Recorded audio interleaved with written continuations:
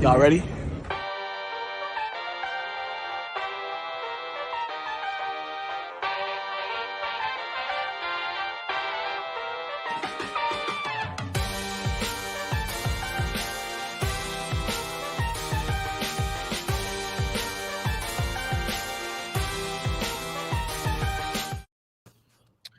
Fish Stripes Live coming at you on a Friday night. Welcome in, everybody. I'm Ethan Badowski, joined today by Isaac Azut. It's the two of us today carrying the show. We got a little short staff this weekend, but surely a lot to talk about, as always, with the Marlins. And surprisingly, I don't think we're going to talk about Starling Marte today because there's really nothing going on with that track situation. I listened to Craig Mish's podcast today. He said really nothing new to report, some minor details there, but Alex Carver is now joining us as well to talk Marlins. And I guess we'll start where we always do, boys. It was a great series for the Marlins during the week. They take 3 of 4 from the LA Dodgers. And, we were sitting here on Monday talking about, the question was, will they take one that I asked you guys? So the Marlins do much better than that. And it was a lot of tight games. 3-1, well, except for the walk-off was a 3-run homer, but 2 one-run games and a walk-off and 2 walk-offs actually that were the wins in that series. So clearly they competed really, really well with the defending champions, and I think we were all kind of impressed by that. So Isaac, besides just the overall, Marlins take 3 of 4, they create a little momentum going into the All-Star break. What were your impressions in terms of what you saw?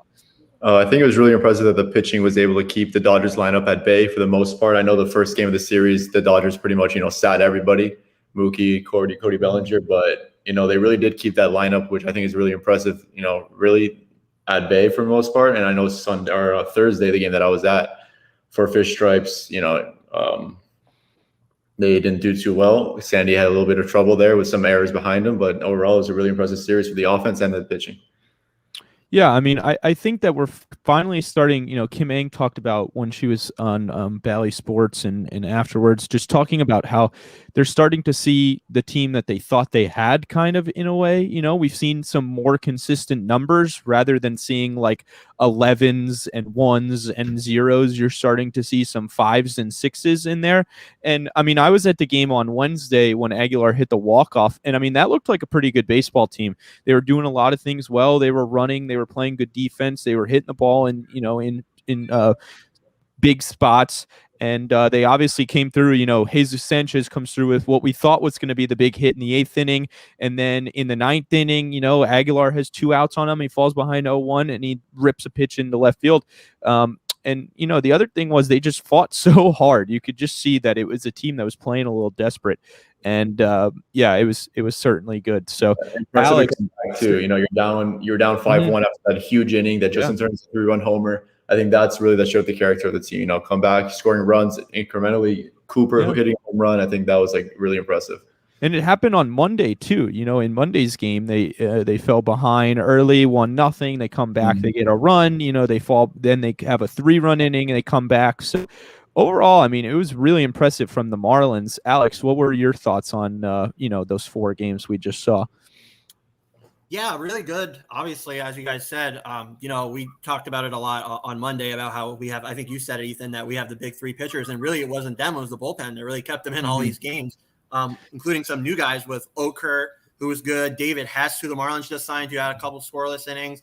Neider, 4 innings, kind of saved the bullpen a little bit, I guess, in that last game. He's not available today, and you have Thompson going down, so you kind of worry about how they limp to the All-Star break with this bullpen now having to be taxed even more. But yeah, no, that series, I'm sure we'll talk about that. But yeah, that series itself was spectacular to see.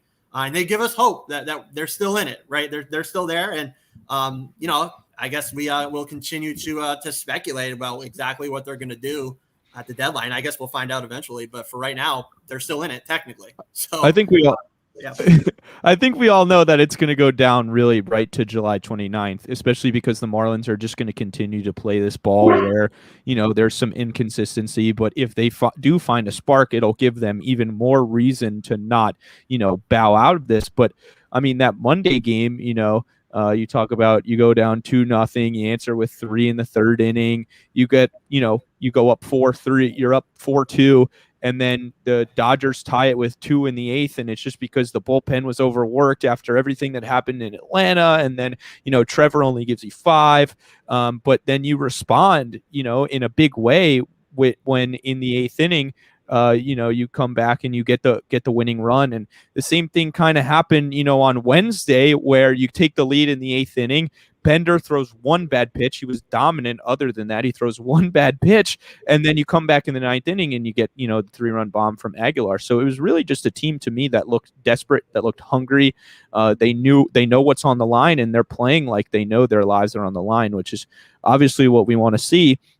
And you kind of mentioned what I want to go into next, Alex, which is just the craziness of what's been happening with this Marlins bullpen. And it's been a week now since Pablo was pulled from was tossed after hitting Acuna on the first pitch.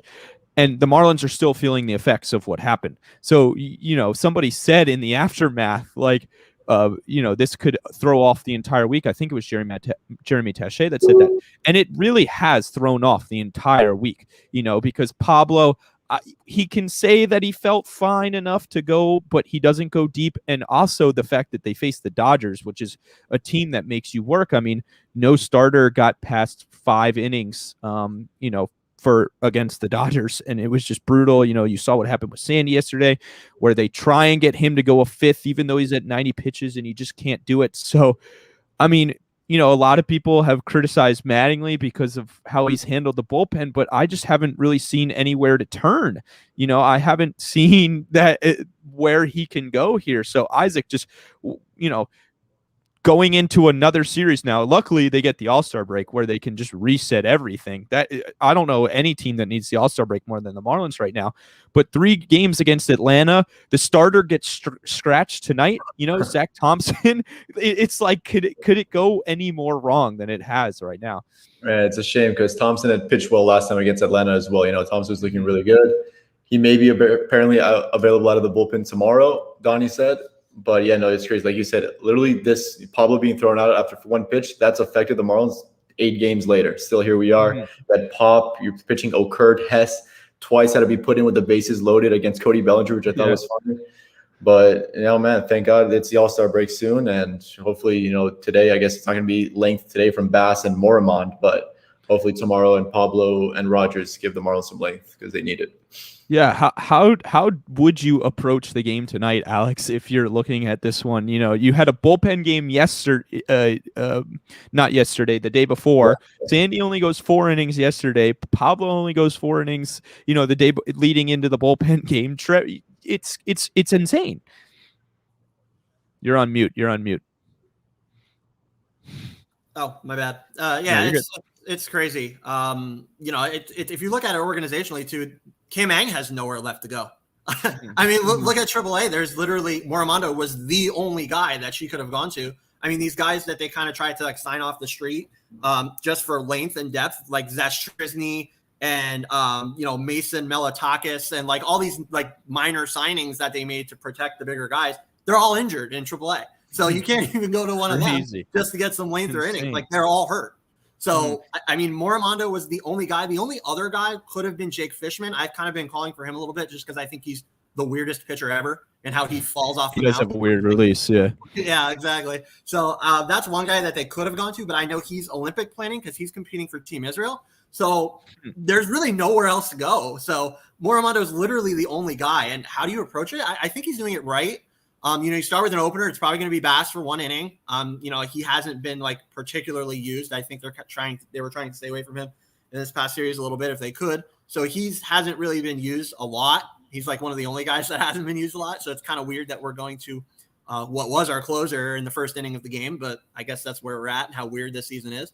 But yeah, you'll see most of it lie on Moramando. They're probably going to at least want to get 4 innings out of him because as we talked about, the rest of the bullpen was so overused since what happened in Atlanta. So it's tough for Donnie, man. I feel for him. He gets a lot of crap for his bullpen management, but just look at what he has to deal with. It's not his fault. No, it's really – say again? His hands are tied completely. Yeah, Exactly. no, his hands are tied, and we'll get into Donnie in a second because I do want to talk about the news that came out yesterday. But I'm just looking at it and it's like, okay, so Yimmy hasn't thrown in a few days, so you've got Yimmy, you've got Bender hasn't thrown since Wednesday night, but he's been worked a lot recently. Pop was going to have to be in an emergency situation on Wednesday night. I don't think he threw yesterday. So he's available. So you've got, but then you have to think about, okay, this weekend. And, you should you're banking on Trevor and Pablo giving you innings, but Pablo struggled against the Braves. And, are they going to limit Trevor because they might want him to pitch in the All-Star game? You know what I mean? So it's just all over the place, man. And like I said, this team, I can't name a team that needs the All-Star break more than this team right now. But they got to try and carry some momentum into the All-Star break as well, and they have a good opportunity in front of them. But the thing I want to get to here is Mattingly. So obviously Kim Ng yesterday, makes the announcement that the Marlins have mutually agreed with Don Mattingly to pick up his option for next year. And I think we've all kind of agreed that the move is for stability, and it's a good move. And look, I look at it as what a manager does in the clubhouse matters a lot more than what a manager does on the field. That's just personally my opinion. I don't know if you guys agree with that. Obviously, there have been some, tough decision making, and Mattingly has been criticized for his bullpen usage, but these guys respect the crap out of Mattingly, and they love him, and he's been the voice. And the fact is, like, you can't just. The Marlins have had so many managers. Like, he's the longest tenured manager, and he's been here this is his 6th season in franchise history. The franchise has been around almost coming up on 30 years. So that's just crazy. So and obviously he gets them to the postseason last year, which I think earned him at least this year and maybe even another year. But what do you guys kind of look at this as and kind of say, like, okay, he's getting the chance he deserves to kind of maybe next year they put it all together? What do you see, Isaac, in terms of, what the Marlins did here by extending Mattingly? Yeah, I mean, like you said, he took them to the playoffs last year, won Manager of the Year. He definitely earned at least, like Craig said, the first half of this year. And, we're 10 games under, fine. We can disagree with all the decisions he's made, like the St. Louis one, like Craig also discussed. But it's all about stability and continuity, like you said. So it's good to see him. I think the players respect him a lot, especially Miguel Rojas has been managed by him his entire career, and you want Rojas here for a long time. So I like the move, but I think if we're struggling again next year at this point, then maybe that's the cutoff. I wonder how long, if they'll have him like halfway through the season, or they'll do the same thing where the mutual option could be picked up again at the same time. But we'll see. But I like the move. Well, that's what Craig was saying on the podcast today, is we don't know if he has another one of these for next year that they have to pick up on July 15th. And I think something that shows the kind of person that Mattingly is the fact that he put this in his contract and didn't tell anybody, right? Because he didn't want it to be a distraction. He didn't want anybody to know that, they have to make a decision by July 15th, because imagine, you already got the Starling Marte talk. Imagine all the other talk that would be going on if we all knew that Mattingly had an option to be picked up by July 15th. So it just kind of goes to show the guy that he is. And Alex, I know, we talk with Mattingly pretty often, and you've been around the team. This is my first year where I've really talked to him almost every day, but you've been around the team longer than I have. So just, what this means for you personally, and what you think it means for the team that Donnie will be around for another year. Yeah, well, first of all, this is a great person and a great baseball man. Obviously, he did what he did in his playing career for a reason. He's damn good. He was damn good as a baseball player, and I think belongs in the Hall of Fame, and hopefully that happens one day soon. But from the Veterans Committee, we'll see. I think he belongs. Anyways, as a manager, we can disagree all we want, guys. I mean, that's why you guys are fans. That's why me and Ethan and Isaac and everybody at Fish Stripes and, everybody, and Daniel with me, that's why we cover the team. We don't have to agree with every move that he makes, but just remember this. He's there. We're not. He's much more connected to the team than we are. We can ask him in press conferences, hey, why'd you do this and why'd you do that? And he's always right there with usually a terrific explanation as to why something went the way it went. So, again, you don't have to agree with every decision that he makes, but please, I think we could stop, and I'm pleading at you, Marlins Twitter, we could stop the fire Mattingly hype train. I think that needs to stop. He's going to be here. He's our manager for another year. So Whether you like him or not, I love the guy. And even though I disagree with some of his decisions, it's like Isaac said, it's continuity. They want the same leadership group around, and it's a different day from the last ownership group where you're getting a new manager every year. So you love that. And well, the other games under because of him, you're just not watching the games. Yeah. I personally, I'm one that when I was younger and, a little more like, I didn't really understand a lot of the ins and outs of baseball to say, when I was younger and it was more emotion based. Obviously, I was always pissed off at the manager for doing this or doing that. But, when you see it from Donnie's side and when he explains it to you every day, and like you said, Alex, one of the things that's always impressed me about Mattingly this year is he has an answer for every question.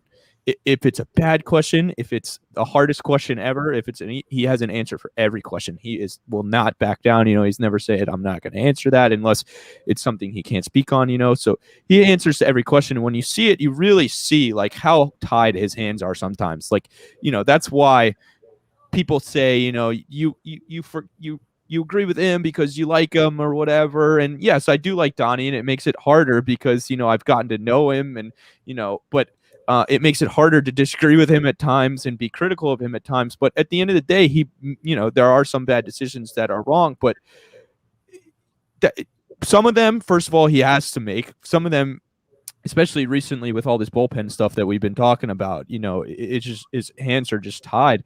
And some of them, are just wrong. But there are other factors that affect the games much more than manager decisions. I think there might be a handful of games a year that you can really point to and say the manager played a huge role in that. What I think the manager has more role in, like I said earlier, is just the clubhouse and everything they do. And, Miguel Rojas was the guy. He always speaks for the team, right? Whenever there's a moment in time where the team needs to be spoken for, he's the guy that comes to the mic. And so he comes to the mic to talk about Mattingly getting extended. Everybody wants to hear from him. And it's crazy, really, is that, he played his entire career under Mattingly. And, I don't know if Mattingly came over and said, get me this guy, but it kind of seems like it happened that way because they built a really good relationship in LA. They came over here at the same time. And he says that, he said yesterday that keeping Mattingly as the voice in front of the locker room is one of the best decisions the organization can make. And it just shows that, there are people recently I've seen them saying, oh, it's all the same. They're just the same as Loria. They're penny pinching. They're doing all this. It's not the same. It's not the same. They those guys made Dan Jennings the manager of the team one year. It was Jack McKeon came back at 90 million years old, whatever it was, and managed the team for half a season as a publicity stunt. It's not the same. So the fact that they're keeping stability around and opting for that, and they all have a vision. Donnie talked yesterday in his press conference about how he believes in Derek's vision. He believes in Kim's vision. He trusts them. He follows them. That's huge that everybody in the organization is on the same page. And obviously that could change, if Mattingly has expressed that he wants Marte here and Ang expressed that she wants Marte here. And that's obviously, something that they could all disagree on. But at the end of the day, to have three people. So obviously the three main people I think are Jeter and then Ang and then Mattingly. And if they're all on the same page, then that bodes well for where your organization is kind of going. So I think it's a great decision. I mean, I think he like I'm sure he does agree to an extent, but I think he also has to say shit like that. He can't say, "Oh, no, I don't like the route we're going." He's not going to say that. Mm-hmm. And he understands, the business side of it. So he was asked about like Marte recently, and he's like, obviously from a baseball perspective, I want him here, but I understand from a business, and I think that's one of the things that's been great about him. So happy for him, certainly. Happy, for the team as well. And happy that I don't have to get to know a new manager next year. Well, but Ethan, I want to get one thing in about the fact that Mattingly is managing means that nobody else is, and that means in particular James Rowson isn't. He was a guy that when they brought him over as bench coach, someone that had managerial interviews like all the way back to 2018. It seemed to me like he would be that coach in waiting, that manager in waiting behind Mattingly. And I think he's gone this offseason. I think he gets interviews every single offseason. Last offseason, he was like the runner-up to Alex Cora in Boston. You could argue whether or not that was a real competition or not. Maybe the Red Sox already made up their mind, but he's going to get more interviews this offseason, and I think he's gone. Like, this is he's reached that point in his career where he's ready to take that next step. And you don't want to bring like ageism into this equation, but Rowson's in like his mid 40s. He's someone that when you do hire him, you could at least envision maybe he's that guy that sticks around for a long time with whatever team he's on. But the Marlins seem to have made their choice there to stick with Mattingly. And I don't say it's the wrong choice. I'm just saying that there's going to be consequences to this with the rest of the coaching staff.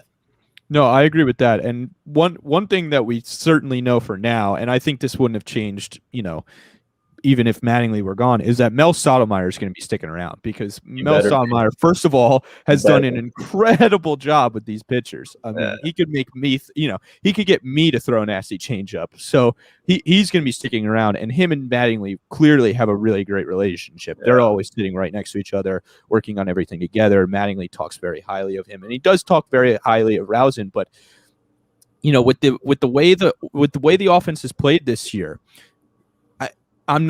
I think that it's very possible that Rowson could move on, because there might be an organizational philosophy disagreement there.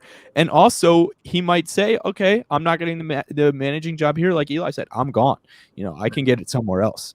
And yeah, I wouldn't be surprised. I've been thinking about that recently, and I've been thinking like they might just go their separate ways at the end of the year, because, the offense recently has been better, and we, we'll talk about that. But yeah, it's certainly interesting. So anyway, the next thing that I wanted to get to, sorry, go ahead. Just real quick, just because I was asked, hey, if we didn't sign Mattingly, somebody DM'd me this. Hey, if we didn't sign Mattingly, or re-sign him, or pick up his option, whatever, then who would it have been in-house? And that was a great question. So, I mean, if you look at guys that could maybe fill the role that Eli was talking about, as James Rowson's role, of course, as hitting coach, bench coach, blah, blah, blah. I mean, the one that comes to mind immediately for me would be Al Padrique, who manages in AAA and has been around baseball forever and has history of the Yankees. So he has that same connection as Mattingly to Jeter. So that would be a guy. And then another one would be Kevin Randall, who manages in AA. We've seen pretty frequently that these minor league levels, the managers pretty much hop a level every year if they stay in the organization. And Randall has done that. He was in AA last year, and he stays in AA this year because they brought in Padrique. But yeah, I mean, Padrique definitely an option to come up if Rowson leaves, or Kevin Randall. They're both great at coaching hitting. So yeah, I think that could be an option. Just to answer that question. Yeah, well, the next topic I wanted to go to, this is something that I've been thinking about. I'm not sure a lot of people have been thinking about, but I wanted to kind of have a discussion on this. I think I kind of brought it up on Twitter recently, is where Jazz hits in the lineup. So I looked at the numbers maybe a week or so ago. And when you look at his numbers with runners on and runners in scoring position, they're really fantastic. And we all know that Jazz has a great approach. We all know he has a great eye at the plate. He's got good plate discipline. But for whatever reason, in the leadoff spot, he just hasn't shown it when there aren't runners on base. And I can't figure out why. But, recently he's hit in like 11 of 13, I want to say. And he's just kind of been picking up a hit a game. It feels like he's on base pretty much every game, but he hasn't been, what he was in April. And you watch the OPS kind of fall down towards 750, and the average is kind of around 260, which I think a lot of people kind of saw Jazz as a 260 hitter in his career. He was hitting 300 towards the beginning of the year, but I don't think anybody really ever expected him to, do that over the course of a season. And we all know that he's going to kind of go through his ups and downs. And the Marlins right now have a lot of really good run producers. They have two of the top 5, maybe even the top 2 in the National League. Actually, Tatis Duvall hasn't played the last few days, and Tatis, I know, hit a home run last night, so maybe he flew past him. But I'm going to look this up here, the stats, but I'm just, looking at it, and I'm thinking about how great he was in the 6th spot. And then since he's come up to the leader, to the leadoff spot, he hasn't really been great. So he's been good, but he hasn't been great. So I'm just curious with you guys, if you kind of look at the All-Star break, maybe we look at a time, this could be a time to kind of work with the lineup a little bit. And obviously, I asked Mattingly this question the other day about he came through with a big hit with runners on, and I said to him, has there been any thought about moving Jazz down? And he said, no, not really. We've got our run producers where we want them. Miguel Rojas is always going to provide you a good at bat in the 5 hole, and I think he's their best situational hitter. But when you look at this lineup and you say, okay, you can keep Duvall at 3 and Aguilar at 3 and 4, and Rojas. Do you guys like the idea, Isaac? Do you like the idea of maybe flipping Jazz and Rojas at some point this season and just kind of seeing how that works out? I mean, what makes it attractive for Jazz hitting leadoff, I think it's just like the power speed combo, which is fine. I see it too. But hitting leadoff, like Eli said, he's hitting 243, and hitting the other time where the other spot in the order where he's hit the most is 6, and there he's hitting 263, getting on base at 400 and slugging close to 600. So I definitely would like Jazz down in the order where maybe Jesus Sanchez is hitting, and try Miguel Rojas. He doesn't have the speed or the power that Jazz does, but maybe try something else, because like you said, when there's no one on base, he doesn't hit nearly as well, which is a good thing. It's not a bad thing that he hits well with runners on, but for the leadoff spot, it's not the best. My thing is, I don't know that, as much as I do think that Jazz, so with men on base, 289, 914 OPS, 152 weighted runs created plus, 89 weighted runs created plus with a 676 OPS when the bases are empty. So I'm kind of looking at this, and I'm looking at like the numbers really do show that he is better with men on base. And so obviously, he's led off games with homers, and he hits the home run yesterday, and you like that power speed, and he's starting to steal more bases. He's up to 10. Let's see. Hold on. I think he's at 10 and 10, right? He's at 10 and 10. He hit his 10th home run yesterday, and he's got 10 stolen bases as well. So obviously, I think he's well on his way to a 2020 year, especially if he starts getting hot. And, I asked the question yesterday, 750, 800 OPS. If he kind of does this same thing in the second half where he has an OPS around 750 towards the end of the year, and then he goes 2020, that's obviously, I think, a really nice rookie season. So, Alex, when you kind of look at this Marlins lineup and you try and give them a bit of a jolt, they've been better recently, and they found finally a steady lineup. Like they have a 1 through 8 and, fill in Cooper, Aguilar, Duvall based on the day, right? So they found their one, and Birdie and Panic as well. So they found their 1 through 8. But do you think that maybe they kind of need to switch it up a little bit to try and find some more consistent run production? Well, you talk about giving them a boost. The one thing that I wouldn't do right now is take out Garrett Cooper, which Don Mattingly did tonight. Yeah, so that's the one thing I wouldn't do. And we just talked about how much we love Mattingly, and I do. But I also talked about we don't have to agree with decisions, and this one I don't agree with. The guy's on fire. You're 2 days or a couple games here before the All-Star break, right? 3 games, whatever. And you take out your hottest hitter when you're going good. I don't get it.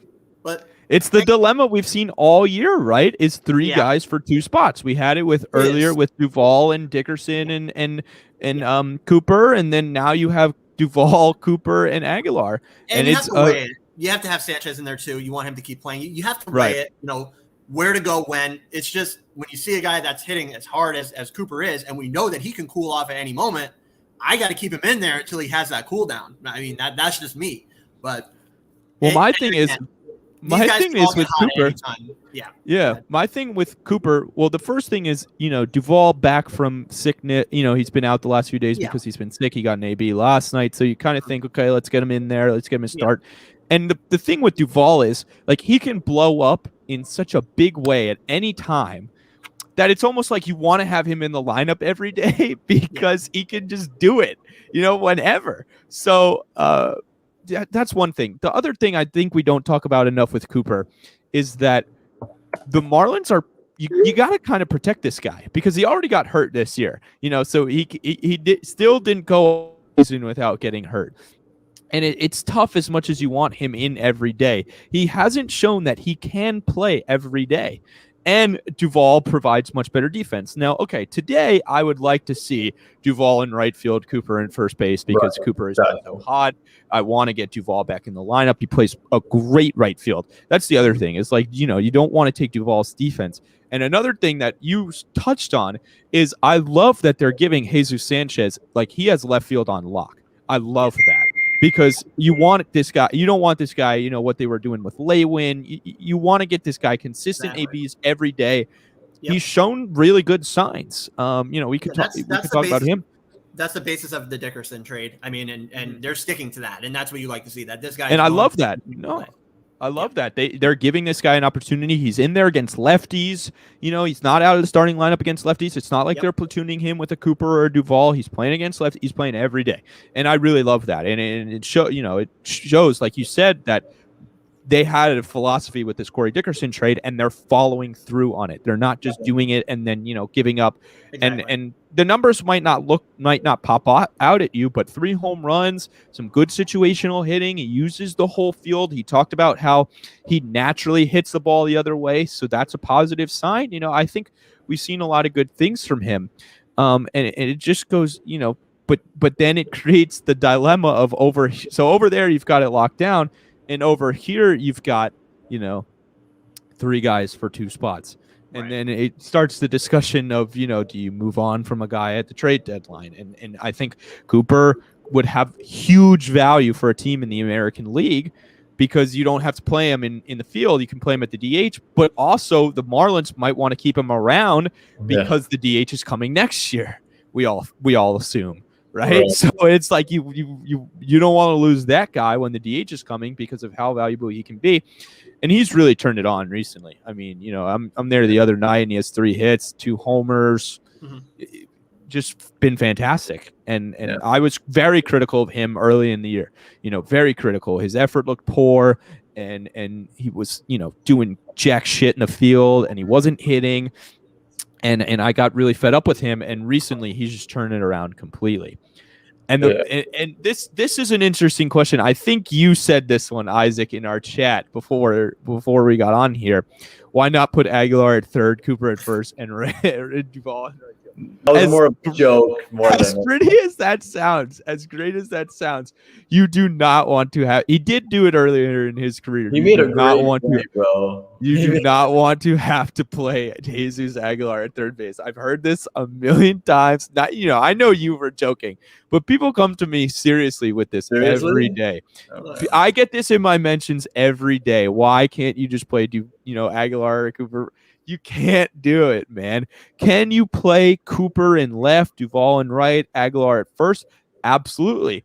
But that's that's the day when you want to play, you want to give Jesus a day off, whatever. Right. So, if he did that, if Don Mattingly did that, and then what would very likely happen is Aguilar probably wouldn't fare very well.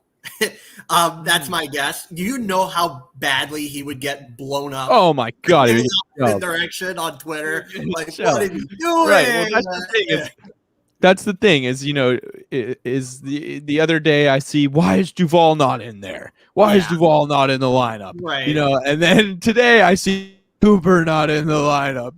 Because it's gonna happen. Managers can never do anything right.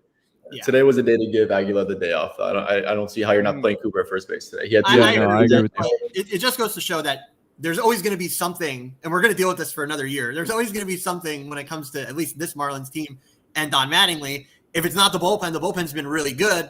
Now it's why is fill-in name here not in the lineup?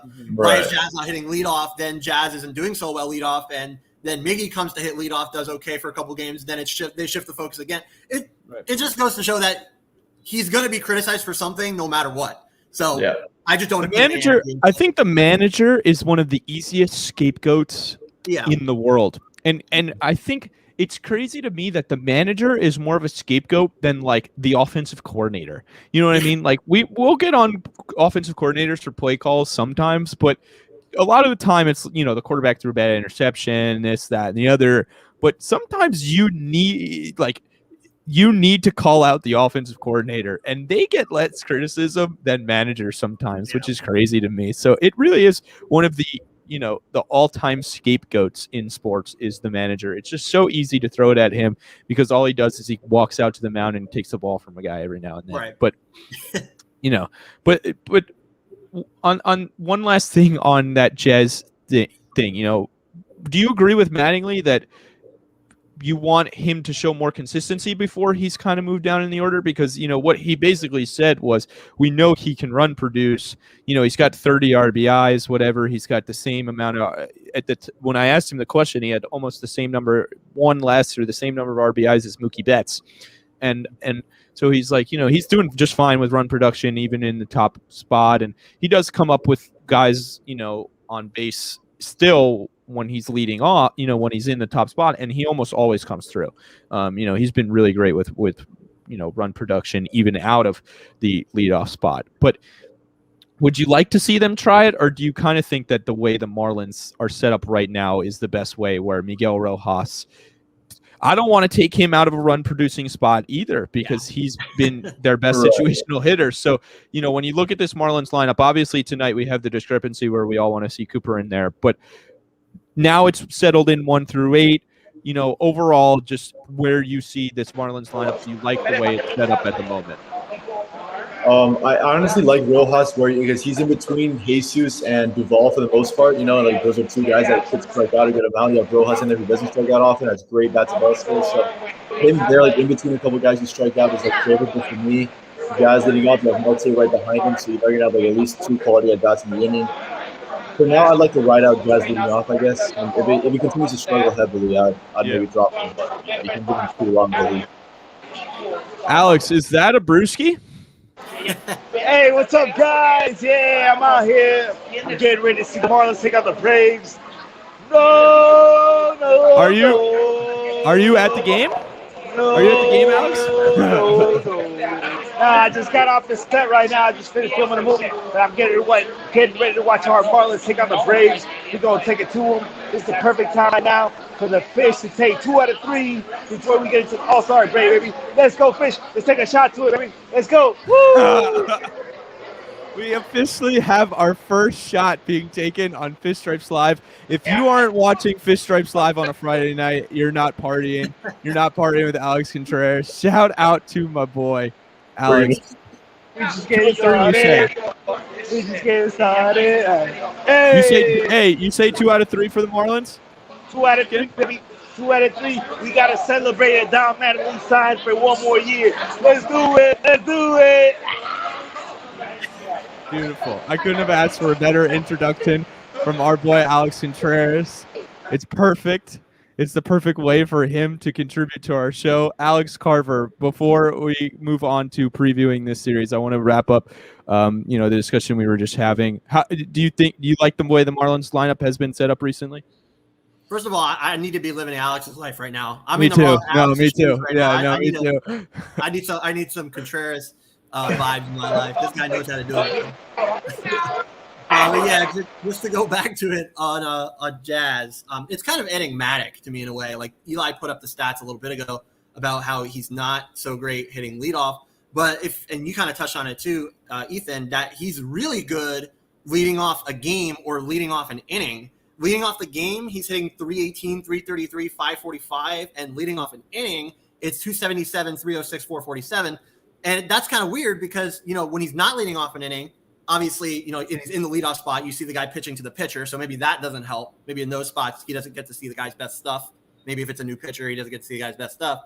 But if it's not, like, say he comes up third in the inning and he gets to see maybe the guy's best stuff to the hitter previous of the pitcher, that's kind of weird because you're getting to scout the pitcher, you're getting to see his stuff, but you come up and you are struggling, when guys aren't on base. So it's weird. It's enigmatic for sure. My only guess from a mechanical standpoint is that he's better hitting against guys out of the stretch.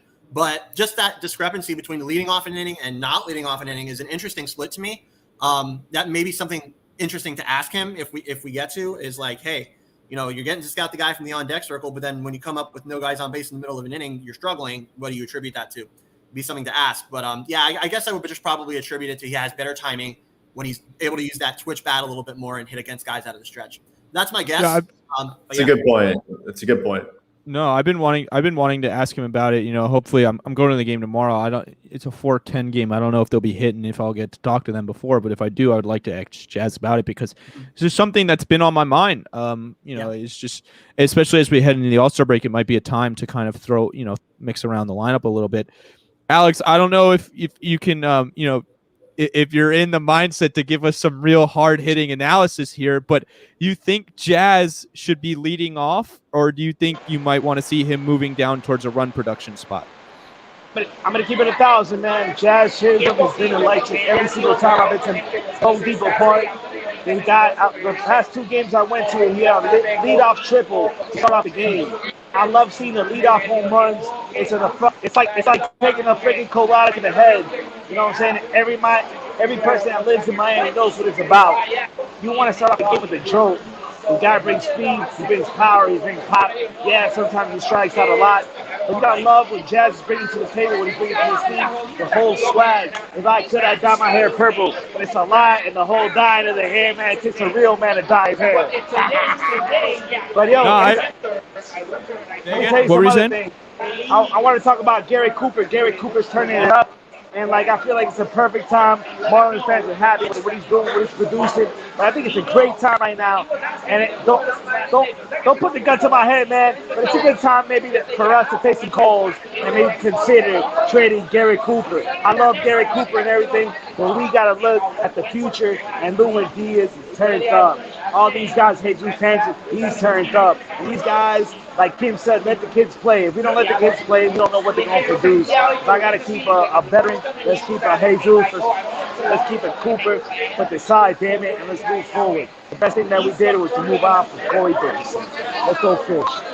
No, I do agree. And we were actually, it's funny, we were just talking about Cooper, and first of all, how hot he's been. And second of all, just, the idea that he has great value for a team in the American League could really, really use a guy like Cooper. And yeah, next year, if you go with Lewin Diaz at first base, you have Jesus Aguilar off the bench. You can, Jesus Sanchez can be off the bench if Bladay's ready, something like that. There's a million combinations that could not include Cooper. And, if the Marlins really fall out of it, I think he's a prime trade candidate. Absolutely. Because there's going to be somebody. Yeah, either one of them, whichever one you kind of decide to move on from. I personally, if I had to pick, I would pick keeping Aggie because of what he brings to the clubhouse and just kind of, I think he's a better defender over at first base, which is something that I value. I value defense. First base is obviously not the most valuable, defensive position, but that is something that I kind of value, maybe more than others might value. But yeah, if in that with Aggie, it's just the clubhouse thing, and I think that moving on from Garrett Cooper would be very tough for the Marlins because they think this guy, if he stays healthy, can be an all-star. And recently, they've been proven right with the way he's been playing. So I think it would be tough to move on from Cooper, but and I wouldn't necessarily want to. I think Coop's a great guy, so it's hard for me to say, but yeah, I think I kind of value that presence Aggie has with the young guys. And I'm not saying Cooper behind the scenes doesn't have it, but you kind of see it, more in the forefront with Aguilar, out on social media and that kind of stuff. So, yeah, I think either way, Aggie's gone after this year, no matter what, even if he stays through the deadline, I think he's gone. And so Cooper was also like the first trade I think this ownership group ever made. I think it was him for Michael King and someone else, I believe. So it's going to be very tough for them to move on. At least Cooper could play right field. And I don't know, he had a really bad April and May, so I can't say that he's more consistent hitter than Aguilar, but I don't know. I like Cooper a lot. I think if I had to trade one at the deadline and keep one, at least Cooper can play 2 spots. And, like him and Lewin would maybe platoon somehow. But I don't know. I think I would maybe go the way of keeping Cooper over Aggie. And the walk-off run shot. But something to consider is that Aguilar, I think he's a free agent after this year, right? Right. He does have one more year of arbitration eligibility, but I don't think they're going to pick that up. So an exclusive only for the Fish Stripes Live audience that I do have a trade proposal about Aggie on Tuesday for Trade Proposal Tuesday.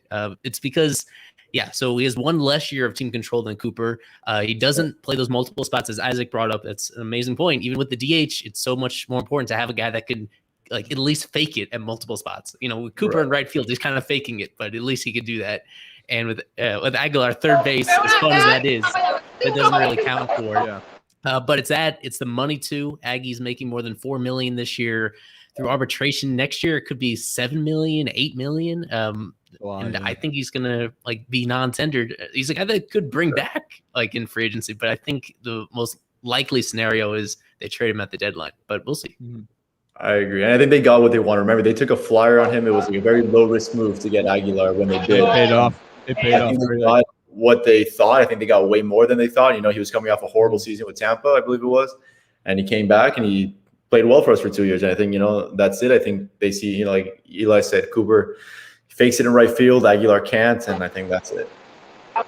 Real quick, guys, before we keep going, we're almost at the end of the program. I just wanted to ask you guys, you saw Anthony Bender come in and close a game. He had a second opportunity. If you guys had a chance, would you let Jimmy keep closing, or are you going to give the opportunity to Bender? Because sometimes I look at Jimmy, I like Jimmy, he throws the gas and everything, but damn, he's giving me PTSD and reminding me of AJ Ramos. This is just me. Yeah. Isaac, I have an interesting answer to this one, so I want you to answer first. I want to see what you have. Yimi should have the 8th inning, 100%. And I think Bender should be the closer. He has, Yimi was phenomenal last year in the 8th inning. Like, phenomenal. Was the best reliever on the team. He had an ERA under 1 last year. He was just disgusting. And I think 8th, like, I don't know why he just has, I don't know if he has like the mindset, like he has a 4-run lead and he pitches like, like dog water. And Bender, even if he doesn't have his best stuff, it's hard to hit, man. That sinker moves like horizontal. It's crazy. So I think he should definitely be the closer from now on. I think I just see the mentality there. What's your answer? I'm one of these guys that I think closer, it's a new role in today's age. I don't think it has to be you get the 9th. I think you've got to get the highest leverage situation, right? So like there was the game, was it Atlanta? It was Atlanta where was it where you had like the meat of you had to get Acuna in the 8th? Yeah. You got Acuna. Yeah. Okay, so this was Bender gets Acuna, whatever it was, 1, 2, 3. I think that he needs the highest leverage situation, whether it's the 8th or the 9th inning. So if in the 8th, 1, 2, 3 is coming up, then I think you go with Bender in the 8th. If in the 8th, 4, 5, 6 is coming up, then you go with Yimi in the 8th, and then you give Bender the 9th again to shut down 7, 8, 9. But if 7, 8, 9 is coming, you know what I mean. So it's just where you look at the leverage, kind of, and I think that the best idea. I think when Mattingly did that, it was perfectly executed. I can't remember exactly which game. I don't know if it was the game that I went to on Saturday or which it was. No, it was the game that Yimi blew, wasn't it? In the 9th inning. I think they went to Bender in the 8th. It was Bender in the 8th, he goes 1, 2, 3, gets them all. And then, Yimi comes in and what happened after that happened. But I just think that the way Mattingly used him there is the best way to use him, where you got to get him against the best guys. And it was the game that Yimi blew where he struck out Acuna and he struck out Ozzy Albies and got Freddie Freeman. Freeman singled, and then they threw him out. Yeah. Mm-hmm. Hey, real quick, man, I'm gonna go ahead. My bad. I hate to interrupt everybody, but I'm gonna go ahead and drop a big. What's your prediction? Drop a big bomb. Oh, okay. I'm gonna drop a big bomb. I thought you were tipping on us. Drop our bomb. Hey, Acuna's a pussy, man. How you telling me that Pablo can't throw on the inside? We're gonna get canceled, bro. We're gonna get canceled. Hey, my fear is that we start off today's game. Bass is opening today's game, and we didn't even get to we had such great discussion today that we didn't even get to preview the series for today. But my fear is that today Bass just lets one run inside on Acuna. I hope so. That he's opening the game. No, I don't want to do it. Hit him on the butt cheeks. I don't want to deal with that. I don't want to deal with that. I'm good on that one. So my fear is that Bass comes in, hits Acuna, and we start this shit all over again. So anyway, 10 minutes until first pitch, and we haven't even talked about touched on the Braves a little bit, but the Braves come to town. Looking at where they're at, 42 and 44. They're 4.5 games out of first place. They're in third place in the National League East. They have the same exact record as the Washington Nationals. The Marlins are 4 games behind the Braves. This could obviously be huge. I said the other day when the Marlins were 10 games under, they had 5 games left, that they could either go into the break 5 games under, or they could go into the break 15 games under. So, you're looking at right now, the Marlins are sitting at 38 and 48. So again, that 10 games under, they can go 13 under, or they can go 7 under. They can also go 9 under. So, when you look at this is a huge series for the Marlins. And then, they come out of the break and they get more division opponents. I think they go to Washington and Philadelphia. So it's just another huge series. And who else but the Braves after all the tension from just a week ago? I think it might still be bubbling. Pablo's going to pitch. And boy, oh boy, God help us if Pablo runs a fastball in on Acuna on Sunday. But, you look at this and the Braves are coming off. They just dropped 2 or 3 to the Pirates. That's very Marlin of them. So struggling a little bit. They're scuffling. They're 6-4 in their last 10. So they're not the hottest team on earth.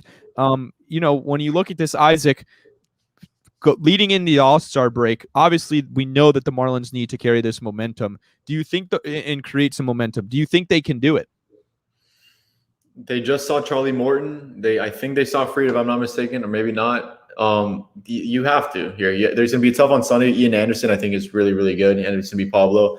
But we said it before about it's just so frustrating how it happened, man. Because now Pablo he's already struggles against the Braves. He's going to be so worried about throwing any sort of sinker. Acuna hogs the plate. And if anything happens, and that's just going to be he's going to leave things over outside for him to hit over the right field wall. It's just going to be very frustrating. But yeah, I think they can sweep this series depending on how fast you have a 7-run inning or not. But I think it's feasible. At least win the series for sure. They got to survive tonight. They got to survive tonight, and they have to win. They definitely have to win the series. And any series, I've said this before, any series in which it sets up where you have 2 of your big 3 going, any series in which 2 of Sandy, Trevor, and Pablo are going, you've got a really good shot. Yeah. We know the Marlins can play with any team in the bigs. They just won 3 or 4 from the Dodgers, so they can certainly play with any team. So I think they can absolutely get it done. I think they can absolutely get it done here. And they have to. They got to win 2 or 3. They have to win this series because if not, you come out of the All-Star break and you could kind of drag your feet out of the All-Star break, and maybe not everybody's super excited to get back. But you come out of the All-Star break and you've got some momentum going into it. Maybe you take 2 or 3, maybe you sweep. All of a sudden, it's time to be greedy, bro. It's time to be greedy. No, it is. It's time to play desperate. The Marlins have been needing to play desperate for the last few weeks, and we saw them do it against the Dodgers. We saw it a little bit against the Braves, even though they dropped 2 of 3 in that series. It's time to. It is time to really get hungry for these Marlins right now, and 13-3 to get back to 500 sounds crazy. I highly doubt that's happening. But if you go, 9-5, 9-7. Nope. Hold on, let me do that again. 10-6. That sounds pretty feasible. You get back to 6 games under 500, and if you get hot, anything can happen in the National League East is down. So. But it starts with them wanting to be greedy. We need to start being greedy. I know that we took 3 out of 4 from the LA Dodgers, the World Series champs. And damn it, we needed that fucking sweep, baby. Yeah. We needed to turn it up. Mm-hmm. It's time to be greedy, Miami. It's time to be greedy, Marlins. Let's turn it up, bro. Ain't nothing wrong with us. We got the pitching that time. Turning it up. Anthony Bass is on the mind. I don't know what to think about that. Hopefully, he has a hell of an inning, and I could just erase all my PTSD and everybody else out there. But Fish need to turn it up, bro. You look at the NL East, we're right there. Everybody's right there. Don't give up hope, bro. We just got to keep going. Offense got to click. And I feel like the best is yet to come, baby. Let's go Fish. Well, we won the season series against the Dodgers. 4-3, we won the season series. Why can't we? I can't believe we fucking did that. But yeah, let's beat the Braves here, man. I think if they win 2, if they sweep, they would. No, they played 19 against the Braves, so they're not in position to clinch the season series against the Braves. But they could put themselves in a really good spot where they would only need one more win. I think it's 6-4 right now against the Braves. And the other thing is, if you sweep, you're within a game of the Braves in the division, and just being out of 5th place, that could just be enough to convince this organization to just go. Right. At that point, you're 4 games out. Exactly. So. Alex, are y'all convinced about Furrow or not? We don't have enough time for that discussion. We've got 5 minutes until game time. Alex, I want to get your prediction. Are you saying 2 of 3, or are you saying the Marlins sweep? 2 or 3. Marlins say 2 out of 3. Let's do it. Which games are they taking? The next 2, or are they taking one of? Are they taking one tonight? One tonight. We're taking one tonight. One of the last games. Let's do it. All right.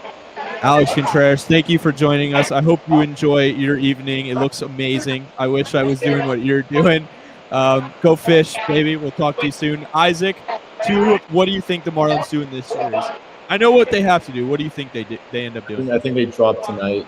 You have Anthony Bass and John Morimondo pitching against this Braves team that's going to want to kick our ass. So I think you lose tonight. I think Trevor, we might lose tomorrow too, man. I say we win. I'll say we win Saturday and Sunday. We lose tonight. Yeah, I think tonight it's really going to be a tough ask. But if they win tonight, we better sweep them. Yeah, if you steal this one tonight, if they can steal this one tonight, so much confidence going into then that'll give you some confidence leading into the next 2 games, and you got Trevor and Pablo. So I'll say the Marlins. I think they've looked really good recently. Atlanta hasn't played great. They've played well against Atlanta this year. I'll go ahead and say that they take 2 of 3. So Eli, you got something for us? I'm passing along Kevin's prediction. Kevin says they'll take 2 of 3 for Saturday and Sunday, lose tonight, then win Saturday, Sunday. I think Noah already mentioned in the chat he thinks they're going to sweep. And I'll take the really negative side. I think just 1 of 3. They'll go 1 and 2 in the series. Damn, Eli, I didn't know that side of you, man. I didn't know that side of you. When we doing the barbecue and optimists, man. Give him some more beers. Well, I see Noah in the chat here saying that the Marlins sweep. So we've got a few 2 out of 3s. Eli says 1 out of 3. Noah says sweep. Kevin says 2 out of 3. For Alex, for Isaac, for Eli, for everybody else, for the other Alex, and for everybody else that normally joins us, I'm Ethan Badowski. Enjoy your weekend. Enjoy the All-Star break. We might be talking to you guys during that as well. Go fish.